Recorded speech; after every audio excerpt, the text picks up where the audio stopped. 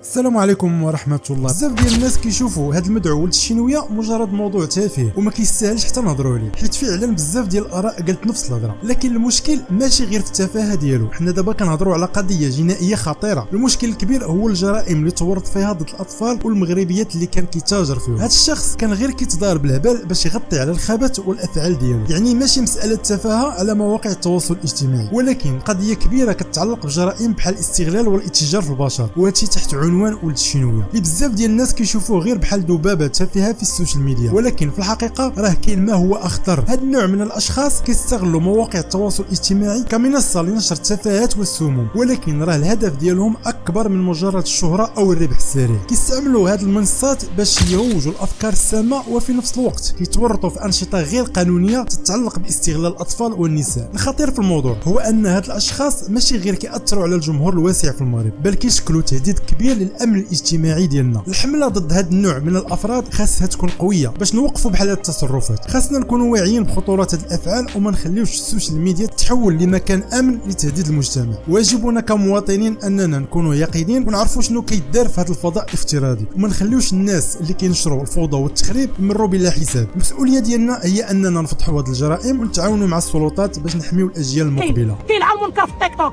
ها ولد امي ما عايشه، ها ولد امي ما ميمون، ها ولد فلانه، ها ولد فرتلانه كيقرا القران ويمشي يرجع الله. الرجوع الى الله، الرجوع الى الله. المستجدات في القضيه ديال الاتجار في البشر هي ظهور ضحايا جداد. في اخر الفيديو غادي نخلي لكم تسجيل صوتي ديال واحد السيده اللي كانت من الضحايا ديالو، كيف ما كاين تورط ديال بعض الفنانين بحال سعيده شرف ولطيفه رأفت. ولكن حسب رايي التورط ديالهم ممكن يكون غير بسبب الوساطه ديال ولد الشينويه باش يغنيو في الحفلات عند السواعده والاماراتيين، وما عندهمش علاقه مباشره في الاتجار في البشر. ما كيهمنيش محتوى رضا ولد الشينويه، مع العلم انه وسلم عليه بكل ادب واحترمني واحد الاحترام لا يتزوال. شنو غندير كوتش باش يقول لي هضر مع هذا وما تهضرش مع هذا، استقبل هذا وما تستقبل انا حر. وكذلك تورط ندى حسي والام ديالها والشيخه مايا، وهادو بالضبط كاينين فيديوهات من الماضي كيشهدوا ضدهم. مشيت جريت ولا عندها عليا شي حاجه تحطها. انا هاد السيده ديتها خدمات ب 20000 دولار، عطات لي 6000 دولار بقات حاطه عليا. قالت لي علاش تاخذ لي الباي؟ قلت لها من حقي، انا ديتك عند واحد فلان مهم في هذيك الدوله، خدمتي عنده، من حقي ناخذ الباي ديالي. علاش طحت عنده بين اللبسه؟ فكرني في اللبسه ينالوه. انت عارفه وانا عارف. الله ياخذ فيك الحق، الله ياخذ الحق ولي فيك الله ياخذ اللي راه صافي. شوف الا واحد بحالك كيخرج في عينيه مخرج عيني و100 منك، مخرج عيني ب100 منك. ما غتفرجي فيا لا انت لا غيرك، هذاك هو النهار اللي عمره ما غيقول لك. اما ندى حسي الشيفور اللي كان خدام مع رضا كيوصل ليه الزبائن الخليجيين، فرشها وذكر سميتها بلا كانت من بين البنات اللي كان كيوصل. عرفنا انت شو كنت بتعمل في الامارات. في الامارات. انا كنت عايش في الامارات، والان حاليا عايش في المانيا. انا كنت عايش في الامارات، كنت سواق اوصل يعني البنات على هوتيل عن طريق رضا. يعني رضا كان صديقي، كنت السواق عنده انا ووصل البنات على اوتيل، يعني الاوتيلات يعني بتوصلهم يعني حتى ما نهين البنات، يعني بيمشوا لهنيك اللي يروحوا عند الرجال. اوكي صحيح. انا كنت بدي اسالك سؤال، لانه من قبل حكينا كثير اسرار، وانا ما بدي افضح الاسرار لانه انا مرأة. صحيح. ما بيعجبني افضح النسوان. الله يخليك. بس بدي تقول لي كلمه من ضمن هالبنات اللي كنت انت بتوصل على الاوتيل، مين هي البنت؟ ندى المغرب كانت. لسه ما كملت، يعني البنت اللي كنت انت بتوصل واعرفها كل زين، وهي هم تعرفني، يعني انت من تشوفني تعرفني، لان انا ما وصلتها مره ولا مرتين، يعني انا كنت سواق.